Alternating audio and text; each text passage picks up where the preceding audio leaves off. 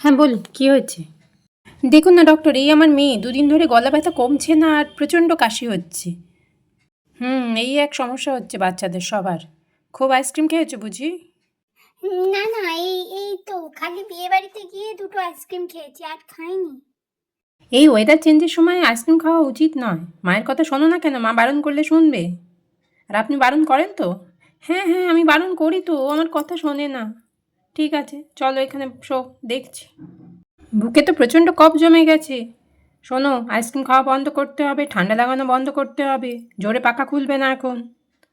না হলে কিন্তু ইঞ্জেকশন দিতে হবে, হসপিটালে ভর্তিও করতে হতে পারে। ঠিক আছে, গিয়ে বসো।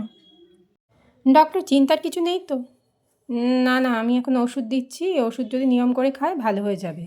আর ঠান্ডা লাগানো চলবে না একদম। না না, আমি আর আইসক্রিম খাবো না। Good girl. বন্ধুরা, ভিডিওটি ভালো লাগলে লাইক দাও।